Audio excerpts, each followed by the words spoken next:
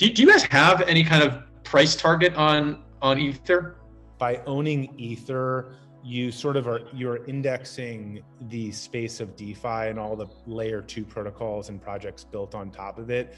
So think about buying land in Manhattan and people are then building skyscrapers on top of it. The more buildings and skyscrapers that are built on top of your land, the more people that demand that land, the more value. So by buying Ethereum, you are effectively buying land on this island. And you could also invest and or build a skyscraper, but that sort of becomes more of like picking the right project, like Aave, which is a leader in the lending space. I think there's a couple different, there's decentralized exchanges, DEXs. I think Uniswap is one of the leaders there. You've got Nexus Mutual, which is building insurance coverage, starting with smart contracts insurance coverage, but they're really trying to build a global underwriting engine for insurance contracts. And it's a community and you vote on the types of risks you want to insure. And it's almost like crowdsourced underwriting. It's super fascinating. So there's like this insurance vertical, there's a decentralized exchange vertical. 5 to 10 feels like a reasonable range towards year end. And I guess if we're currently at Ethereum's maybe 50% market cap of Bitcoin, and we think Bitcoin's a 10x from here, I see no reason to believe that Ethereum isn't at least a 10x sort of lockstep. Right. And maybe quite frankly, a lot more, to my previous comments about how do you put a bound on this type of innovation and creativity?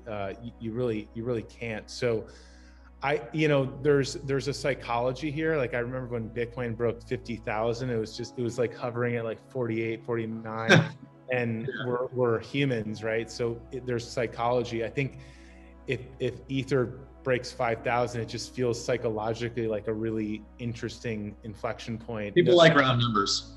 Yeah, people like round numbers. Then at 10,000, people's heads are going to technology circles.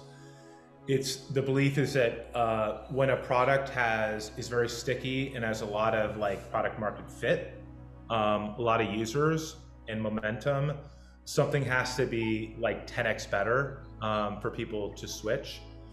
Ethereum has a huge first mover advantage. It's on every major exchange. When people build stablecoins, like Gemini's built Gemini Dollar, a stablecoin, you start building it on Ethereum. There's so much building that's been happening there that like that's where you want to go because that's where eyeballs are. The thing that has to happen though is scalability and throughput. Its ability to process like many transactions cheaply. So right now, because that migration, so Ethereum 2.0 or Ethereum 2 is promises to solve this, and that migration is happening. But right now, there can be so much excitement that if things get hot or Ethereum can fall victim to the weight of its own success. So transaction prices go through the roof when there's a lot of activity and people are moving through different projects. So if it doesn't scale or make that migration successfully, which I do believe it will, then that could be a problem.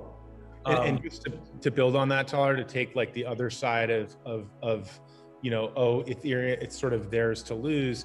If you look at the operating space, there are a few major operating systems around the world. You've got OS, iOS, Android, Linux, Windows. So it's not just sort of one operating system.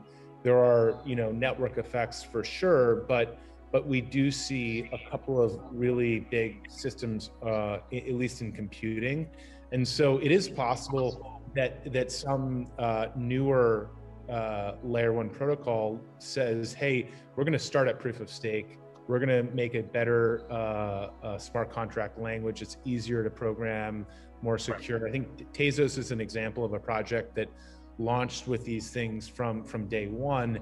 It hasn't had the same uptake, at least yet, as Ethereum. Maybe Solana's up there as well. I'm not as familiar with that project, but I think that there's going to be opportunities for other people to enter the race with potentially a 10x better project. But I think in my mind, it's a question between Ether winning all or winning a very, very big chunk of an enormous pie. I think it's, in either case, it's an incredible. To be clear, I mean, Ethereum 2.0 has been being talked about for a long time, but in December 2020, like an important threshold was met for Beacon.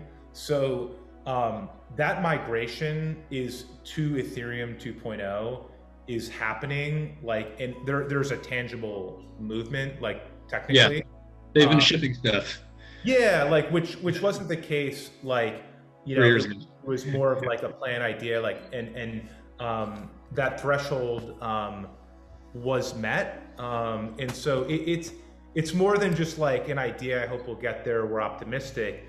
Like, it's actually happening, like, as we speak. Well, what I can say is that it was trading around 1,400 not that long ago. I think it was like a month ago. 2 months ago. Yeah. And I was saying to myself, this is so undervalued, because that was the high 3 or 4 years ago in 2017. Right. And Bitcoin was already, 3x the previous high of 2017. And I felt like Ethereum's so undervalued. And of course, it's just, ripped up to 4K, and Bitcoin's looking a little boring right now. And I'm sure, they're just going to vie, and then people move. Well, it's interesting you say that. I put a note on SumZero a month ago, being like, there's a 4 to 5x delta between Bitcoin market cap and Ethereum. This just makes no sense when, you could see the traffic on Ethereum at levels never seen before, with all the DeFi stuff happening, and now it's at like 4,000. I mean, I feel like in July it could easily, be somewhere between 5,000 and 10,000. But do you think about any kind of like fundamental? I mean, the thing that's interesting about Ethereum is that, unlike Bitcoin, because it is predicated on transaction costs, like, you can actually DCF the value of the Ethereum network. You're going to make all kinds of assumptions on growth, obviously, but do you ever think about taking gas fees over an annual period and just treating it as revenue to the network and putting a multiple on it and seeing what you get? I haven't done that analysis, but I'm sure you or there's a lot of bright members on SumZero who could do it. So I'd love to see it. I have not personally done it.